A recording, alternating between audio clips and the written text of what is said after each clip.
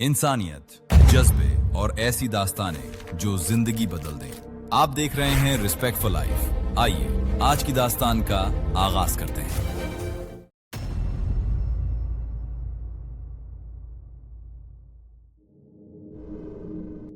क्या आपने वाकई रुककर सोचा है? न भागते कदमों में, न उलझे लम्हों में, बल्कि ठहर कर गहरी खामोशी में।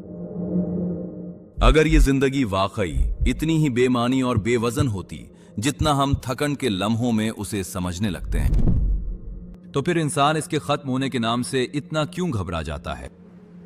क्यों मौत का महज तसव्वुर हमारी हंसी को खामोश और हमारी सांसों को ठहरा देता है? शायद इसलिए कि दिल की सबसे गहरी तह में हम जानते हैं कि जिंदगी महज वक्त गुजारने का नाम नहीं। ये एक ऐसा राज है जो एक बूढ़े फलसफी ने एक टूटे हुए मुसाफिर को बताया और इसकी पूरी दुनिया बदल गई। शहर के भोले बसरे कोने में, जहां शोर की लहरें नहीं पहुंचती, एक पुरानी लाइब्रेरी थी। दीवारों पर वक्त की धूल की मोटी तह और हवा में पुराने कागज की वो खुशबू जो सदियों की यादों को अपने साथ लिए हुए थी। यहां हजारों किताबें खामोश थीं, मगर उनके अंदर इल्म के चिराग अभी तक रोशन थे। लाइब्रेरी के एक गोशे में, जहां सूरज की एक बारीक किरण खिड़की से छिनकर फर्श पर सोने की लकीर खींचती थी, एक बूढ़ा फलसफी बैठा रहता था। उसके चेहरे पर जिंदगी की हर जंग के निशान थे, मगर आंखों में एक अजीब सुकून, जैसे उसे वो राज मिल गया हो जिसे दुनिया तलाश करते थक जाती है। वो किताबें नहीं पढ़ता था, वो इंसानों को पढ़ता था। उनकी आंखों में छुपे हुए सवालों को, उनके चेहरों पर लिखी हुई थकन को, उनके दिलों में दबे हुए दर्द को। वो जानता था कि जो भी यहां आता है वो किताबें नहीं, जवाबात तलाश कर रहा होता है। एक दिन जब शाम की रोशनी धीमे धीमे मध्यम पड़ रही थी, लाइब्रेरी का भारी दरवाजा आहिस्ता से खुला। एक मुसाफिर अंदर दाखिल हुआ। उसकी आंखों में वो खालीपन था जो अल्फाज से बयान नहीं होता। जैसे उसने जिंदगी की हर रंगत देख ली हो, मगर उसके दिल में कोई रंग नहीं बचा था। इसके कंधे इस बोझ से झुके हुए थे जो सामान का नहीं बल्कि सवालों का था। वो खामोशी से बूढ़े फलसफी के सामने आ बैठा। कुछ देर दोनों खामोश रहे। फिर मुसाफिर ने बोलना शुरू किया और उसकी आवाज में वो दर्द था जो बरसों की मायूसी से पैदा होता है। हजरत, मैं थक गया हूं। मैंने दुनिया के 7 समंदर पार किए। मैंने वो शहर देखे जिनकी रोशनियां रात को दिन बना देती हैं। मैंने वो पहाड़ देखे जिनकी चोटियां बादलों को छूती हैं। मैंने दौलत देखी, इतनी कि एक उम्र काफी नहीं उसे खर्च करने के लिए। मैंने शोहरत देखी, लोग मेरा नाम लेते हैं और सर झुकाते हैं। मैंने मोहब्बत भी देखी और उसे टूटते भी देखा। मुसाफिर की आवाज कांप गई। लेकिन जितना आगे बढ़ा, ये जिंदगी उतनी ही खाली लगती गई। जैसे मैं एक ऐसे सहरा में भटक रहा हूं जिसका कोई किनारा नहीं, कोई मंजिल नहीं। उसने सर उठाकर बूढ़े की आंखों में देखा। क्या वाकई इस जिंदगी की कोई कद्र है, या हम सब एक ऐसा बोझ उठाए फिर रहे हैं जिसका कोई मतलब नहीं? क्या यह महज एक लंबी सजा है जो हमें दी गई है? बूढ़े फलसफी ने गहरी सांस ली। उसने आहिस्ता से अपनी ऐनक उतारी और मेज पर रखी। फिर उसने अपने सामने रखे मिट्टी के एक प्याले की तरफ इशारा किया।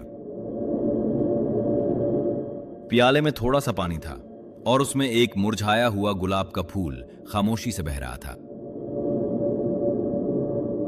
फलसफी ने नरमी से मगर ऐसे लहजे में बोलना शुरू किया जैसे वो कोई कदीम राज खोल रहा हो।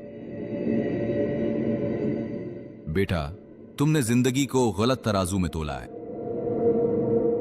तुमने इसे फायदे और नुकसान के तराजू में रखा, खुशी और गम के पैमाने से नापा, कामयाबी और नाकामी की ऐनक से देखा। इसीलिए यह तुम्हें बेमानी लगी। बूढ़े ने अपनी आंखें बंद की और कहा, लेकिन अगर तुम उसे एहतराम की नजर से देखो तो तुम्हारी पूरी दुनिया बदल जाएगी। मुसाफिर ने हैरत से पूछा, एहतराम? एक ऐसी चीज का जो दुखों से भरी हो? बूढ़े ने आंखें खोली और उसकी नजर में एक अजीब गहराई थी। इस लामहदूद कायनात में जहां करोड़ों सैयारे हैं, अरबों सितारे हैं, सिर्फ इंसान, सिर्फ तुम वो वाहिद मखलूक हो जिसे ये एहसास दिया गया है कि एक दिन ये सब खत्म हो जाएगा। दरख्त नहीं जानता कि वो सूख जाएगा, परिंदा नहीं जानता कि वो एक दिन गिर जाएगा, लेकिन तुम जानते हो। बुजुर्ग की आवाज में एक कपकपाहट आ गई। और फिर भी तुम मोहब्बत करते हो, फिर भी तुम ख्वाब देखते हो, फिर भी तुम किसी अजनबी के आंसू पूंछ देते हो।